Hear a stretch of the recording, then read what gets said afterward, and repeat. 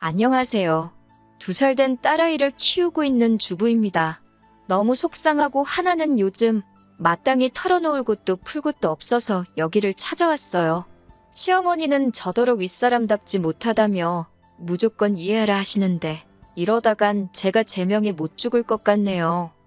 남편과는 30이 한참 넘은 나이에 지인의 소개로 만났습니다. 나이가 있었던 만큼 결혼 상대라는 무언의 전제하에 만남을 시작했어요. 20대에 만나 불같은 사랑을 하고 동화 같은 연애를 한 것은 아니지만 그래도 같이 있으면 의지가 되고 안정이 되는 사람이었지요. 평생을 함께해도 괜찮겠다. 그런 확신이 들 때쯤 남편이 먼저 결혼하자고 프로포즈를 해왔고 그렇게 결혼 약속을 했습니다. 연애부터 결혼까지 뭐 하나 유별나거나 모난구석 없이 원만하게 이루어졌네요. 남편이나 저나 나이가 있다 보니 결혼을 하자마자 아이를 갖기로 했었어요. 신혼을 즐기고 싶은 마음이 아예 없던 것은 아니지만 그런 여유를 부릴 상황이 아니었지요. 그런데 솔직히 금방 생길 줄 알았던 아이가 1년이 지나도록 생기질 않더군요. 몸에 좋다는 것도 챙겨 먹고 운동도 규칙적으로 하고 잠자리도 날짜에 맞춰서 했을 만큼 저희 선에서 할 수 있는 건 다 했던 것 같아요. 하지만 어쩐 일인지 도통 소식이 없대요. 속이 까맣게 타들어가는 것 같았지요. 결국 저와 남편은 상의 끝에 병원을 찾았습니다. 사실 저는 진작부터 병원에 가고 싶었는데 남편은 영 내켜하질 않았어요. 별다른 이유가 있는 것은 아니라면서 그냥 조금만 더 우리끼리 노력하면 생기지 않을까, 이번엔 생기지 않을까 그런 식으로 미루더군요. 그런 사람한테 계속 병원에 가자고 하는 게 왠지 자존심도 상하고 그래서 저도 남편이 하자는 대로 맞춰줬던 거지요. 아무튼 결국 결혼한 지 2년 만에 병원을 찾게 되었는데 그곳에서 저도 남편도 생각지 못한 소식을 듣게 되었습니다. 저희 2사람 다 문제가 있었더군요. 저는 저대로 자궁이 약했고 남편은 남편대로 정자수가 부족하답니다. 생각지도 못한 당혹스러운 이야기였고 저도 남편도 감히 서로를 탓할 수 없는 상황이었네요. 남편은 남편대로 자신에게, 저는 저대로 제 자신에게, 그리고 솔직히 잠깐이나마 서로가 서로를 원망하기도 했어요. 한 사람만이라도 정상이었다면 아이가 생기지 않았을까 하는 그런 아쉬움에서 나왔던 원망이었지요. 게다가 또 양가 어른들께는 뭐라고 말씀드려야 할지 머리가 지끈지끈 아파오더라고요. 결국 저희는 서로의 입장을 위해 상대에게도 문제가 있다는 이야기는 하지 않기로 했어요. 저는 친정부모님께 제가 문제가 있다고 말씀드렸고 남편은 시부모님께 자기가 문제가 있다고 얘기한 거지요. 그러면 적어도 사위며느리 탓은 안 하실 테니 가정의 평화가 유지되지 않겠냐는 저희 나름의 묘책이었네요. 그리고 이는 어느 정도 효과가 있었습니다. 친정에서는 저희 남편에게 미안해하셨고 시댁에서는 며느리인 저에게 미안해하셨거든요. 그렇다고 저희가 포기를 한 건 아니었어요. 병원에서도 아예 가능성이 없다고 한 건 아니니까 계속해서 노력을 했지요. 한편 저희가 한창 마음고생을 하던 그때 시댁에서 좋은 소식이 들려왔습니다. 남편에겐 6살 어린 이제 막 30대가 된 신우가 있었는데요. 그 신우가 결혼을 한다더군요. 좋게 말해서 천방지축이지. 솔직히 개차반이 따로 없다고 표현해도 될 만큼 예의없고 제멋대로인 신우가 결혼이라니. 게다가 제가 알기로는 신우는 대학 졸업 후 단 한 번도 자기 손으로 돈을 벌어본 적이 없었습니다. 그렇다고 신우가 씀씀이가 적은 사람도 아니어서 걸핏하면 어머님 아버님께 손을 벌리기도 하고 그게 여의치 않으면 저희 남편한테도 10만 원만 20만 원만 하고 손을 벌리더군요. 그런데도 저희 남편을 포함해 누구 하나 신우더러 취업을 하라던가 나가서 아르바이트라도 해보란 소리는 절대 안 하니 옆에서 보기엔 꽤나 한심하대요. 30도 넘은 신우를 마치 아기 다루듯이 다 같이 감싸고 돌기에 급급했달까요. 제가 나서서 따끔하게 한마디 할 수도 없고 저로서는 그저 우리 신우 팔자 참 좋네 생각하고 말 뿐이었지요. 아무튼 그런 상황에서 신우가 시집을 간다 하니 가족 모두가 쌍수 들고 환영하는 분위기였답니다. 신우 남편은 모 경호업체에서 계약직으로 일하고 있다 했어요.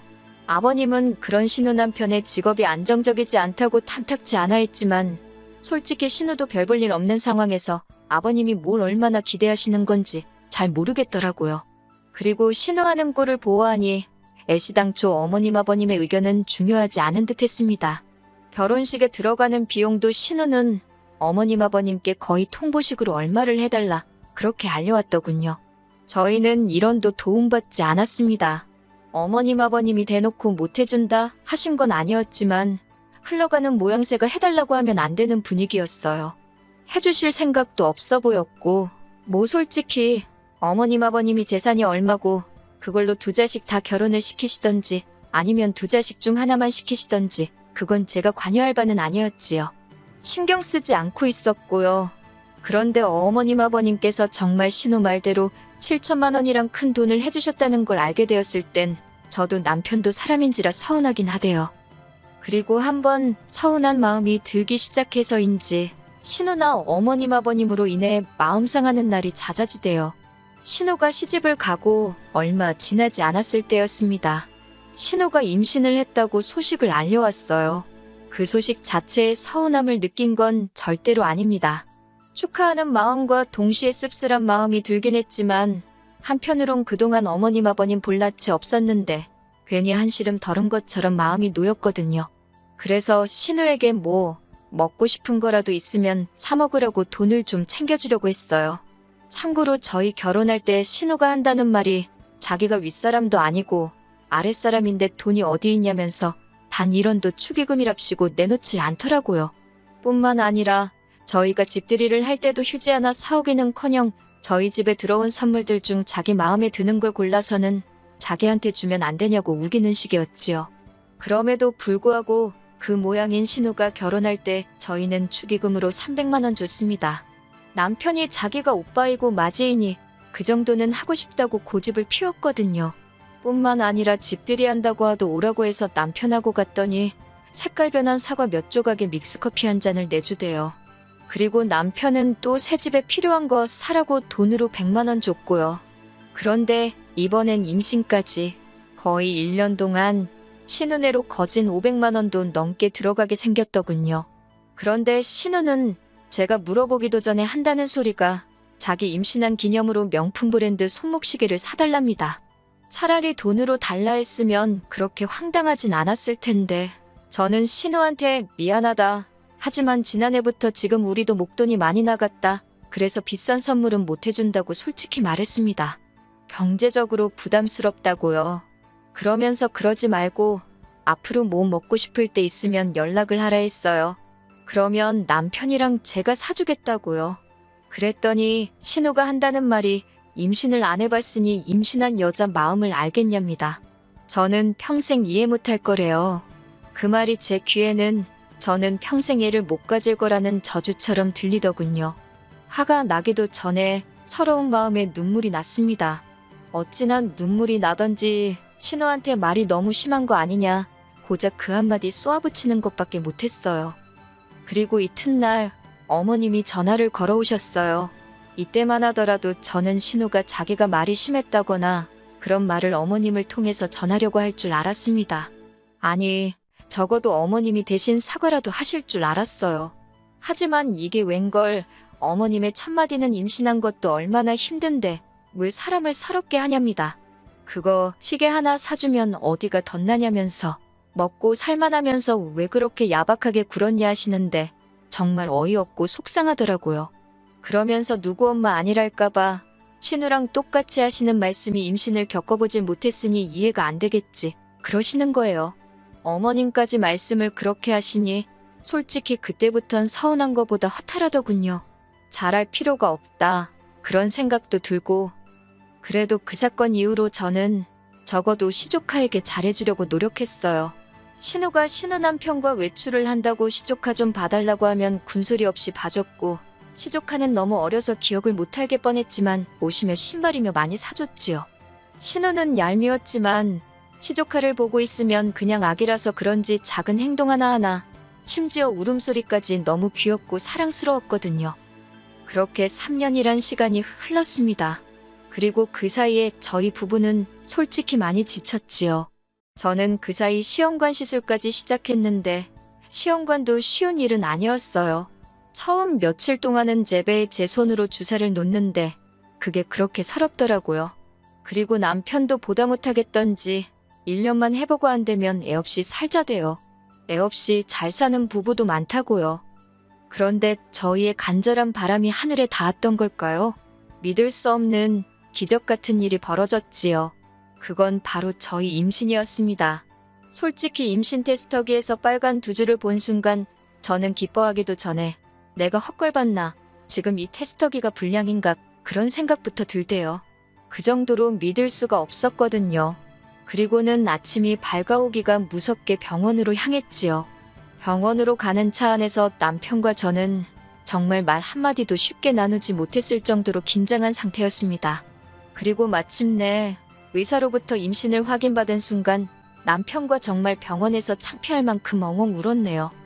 저희는 바로 임신 소식을 주변에 알리진 않았어요.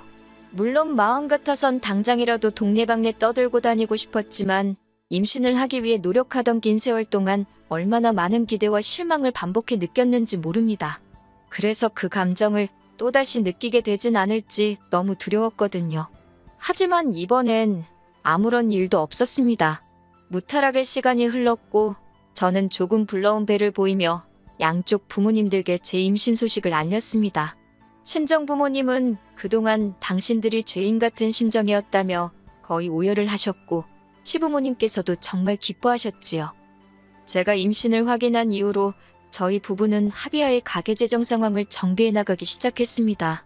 사실 그동안엔 아무래도 신혼애가 외벌이기도 하고 애도 있었으니 상대적으로 여유 있는 저희가 명절이나 어머님 아버님 생신처럼 돈이 나가는 날들에는 금전적인 부담을 많이 지고 있던 게 사실이에요. 시조카한테도 신은의 사정을 아니까 신경을 많이 써주었고요. 그런데 이제 저희 애가 태어날 거니까 저희도 좀 아껴 써야겠다 싶었습니다. 그래서 예전만큼은 솔직히 못했어요. 당분간은 시조카도 저희 집에 맡기지 말아달라고 했지요. 상식적으로 입덧하고 몸은 무겁고 저도 저 하나 간수하기가 힘에 부치는 마당에 제가 누굴 돌볼 수가 있었겠어요? 그리고 당연히 저는 신우가 이런 제 상태를 이해할 줄 알았습니다. 그런데 이게 웬걸요.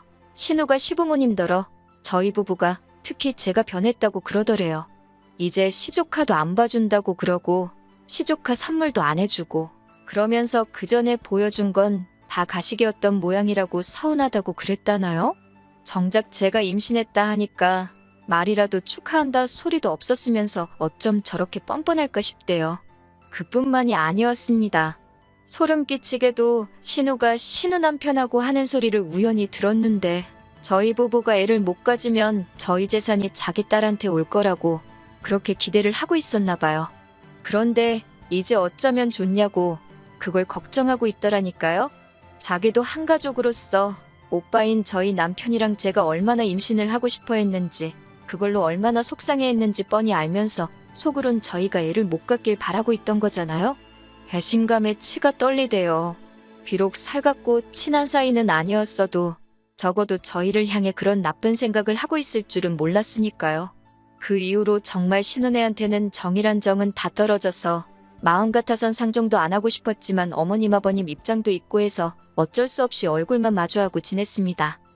하지만 신우의 못돼 처먹은 성격은 그게 다가 아니었어요. 저희 딸이 막 걷기 시작했던 무렵이었네요. 어머님 생신이셨는데 식당에서 외식을 하는 대신 집에서 축하를 하자고 이야기가 되었지요. 아무래도 저희 딸이 어리다 보니 어디 부딪힐 수도 있고 여러 가지로 집이 낫겠다 싶더라고요. 그런데 이제 시조카는 한참 뛰어다닐 나이였다 보니까 정신이 하나도 없더라고요. 시조카 성격이 극성 맞은 것도 한몫했고요. 저희 애는 집이 아니라 그런지 계속해서 울어대지 시조카는 쉼없이 여기저기 들쑤시고 다니지 아랫집에선 시끄럽다고 계속 인터폰에 대지 신우가 시조카라도 좀 붙들고 있으면 좋겠는데 한다는 소리가 그럼 애를 어디 묶어놓기라도 해야겠냐면서 적반하장으로 나가더라고요. 제 자식도 아닌데 얼마나 부끄럽고 죄송하던지 아무튼 그래서 정신이 정말 하나도 없었어요. 그리고 그때였습니다. 정말 아주 잠깐 저희 애가 간신히 울음을 멈추고 잠이 들었길래 거실에 뉘어놓고 주방에 갔어요. 정말 한 1분이나 주방에 있었을까요? 갑자기 저희의 우는 소리가 들리더라고요. 아니, 이건 우는 소리가 아니라 거의 비명소리에 가까웠어요. 놀라서 거실 쪽을 돌아보니 시조카 손에 웬 나무젓가락이 들려 있었고 저희 애 귀에서 피가 나고 있었습니다. 제가 너무 놀라서 시조카한테 무슨 짓을 한 거냐고 소리를 질렀더니 시조카가 겁먹은 표정을 하곤 얼른 지엄마인 신우 뒤에 숨더라고요. 그리고는 저는 봤어요. 신우애가 씩 웃었단 말입니다. 하지만 남편은 남편대로 딸기에서 피가 나니까 애 병원 데려간다고 들쳐왔고 어머님 아버님도 이게 무슨 일이냐며 발동동 구르고 저는 신우의 표정에 순간 멍하니 넋이 나갔지요. 그런데 신우가 갑자기 한다는 소리가 생각해보니까 열받는답니다. 자기 애가 어리니까 뭘 모르고 그런 건데 막말로 저희 애가 죽기라도 했냐면서 왜 자기 애한테 소리를 지르냐고 애 놀란 거 안 보이냐면서 저더러 사과를 하래요. 순간 제 귀를 의심했습니다. 시조카가 내 애한테 해코지를 한 게 맞는데 어떻게 저런 소리를 하나 싶어서 신우를 쳐다봤어요. 그러자 신우가 또다시 뭘 그런 눈으로 쳐다보냐면서 자기가 틀린 말 했냐입니다. 그러자 남편이 저한테 지금 쟤랑 말 섞을 시간이 어딨냐며 빨리 가자고 하더니 신우한테는 입닥치라면서 제정신이냐고 소리를 지르대요. 신우 남편은 시조카 챙기느라 급급했고 아무튼 일단은 저희 애부터 데리고 병원에 갔네요. 무슨 정신으로 간 건지도 모르겠어요. 병원에 도착하자마자 응급처치하고 사진 찍고 그래도 의사 말로는 다행히 깊이 쑤신 것 같지는 않고 피는 살이 긁혀서 나는 거라고 잘 소독해주고 하면 별 문제 없이 나을 거랍니다. 혹시 고막에 문제가 생기는 건 아닌지 걱정했는데 다행히 그럴 가능성은 희박하다고 해서 한숨 돌릴 수 있었지요. 그렇게 어느 정도 애가 안정을 되찾고 저희는 다시 시댁으로 가지 않고 그냥 저희 집으로 돌아왔습니다. 신우는 물론이고 그 상황에도 신우한테 말이라도 조용히 좀 하라 소리 한마디 안 하신 어머님 아버님 목소리도 듣기 싫어서 남편더러 전화드리라 했네요. 애는 괜찮을 거라 했지만 그날 일로 신우는 물론이고 그 집 식구들 전부한테 정이 툭 떨어졌달까요? 그리고 이튿날 아버님이 전화를 해오셨어요.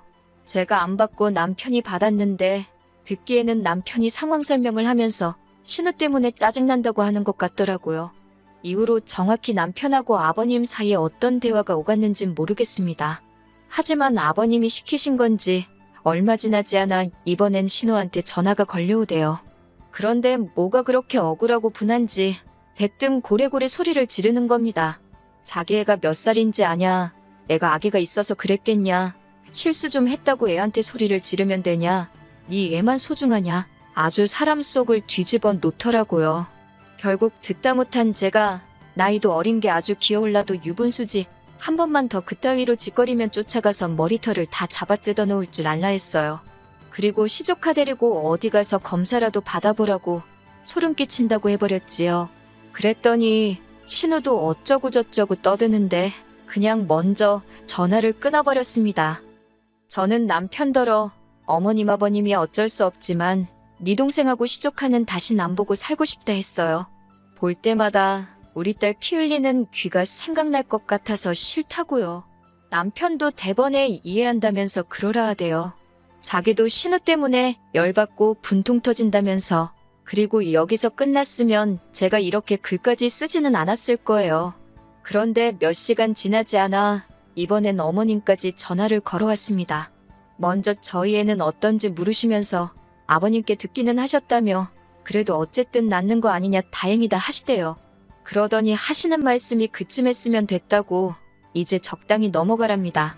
저희 애야 어려서 기억을 못할 테지만 시조카는 이제 제법 커서 지금 저희가 자기한테 소리 지르고 한걸 커서도 기억할지도 모른다고 이제라도 가서 달래주고 하라는 거예요.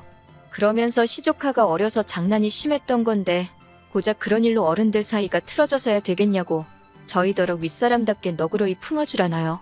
먼저 전화해서 신우더러 너도 놀랐겠다. 미안하다. 우리 잘 지내보자 하라고요. 시자는 시자라더니 역시 어머님도 별 수 없구나 싶대요.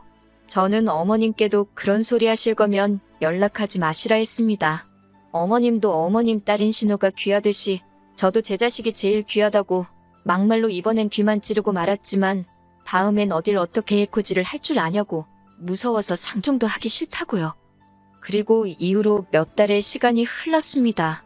남편더러 당신이라도 예전처럼 지내고 싶으면 어머님 아버님도 뵙고 오고 시조카도 챙기라 했지만 솔직히 마음에도 없는 소리를 한 거였어요.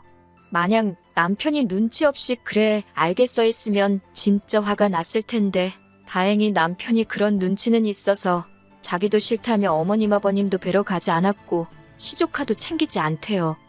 이제 저희 딸 귀는 아무 일도 없던 것처럼 괜찮아졌어요. 그리고 저는 요새 그저 딸 키우는 재미에 푹 빠져 살고 있지요. 한 4살까지만 이렇게 옆에서 딱 붙어 키우고 이후론 다시 일을 할 생각입니다. 그리고 어머님께서 종종 연락을 해오세요. 주된 내용은 손녀, 즉 저희 딸 보고 싶단 이야기고요. 그런데 전 못됐다 할 수도 있지만 전혀 답장하지 않고 있습니다. 시댁 식구들 누구든 간에 저에게 진심으로 사과하지 않는 한 절대로 교류하지 않을 생각이거든요. 제 자식, 저 말고 누가 지켜주겠어요? 안 그래요?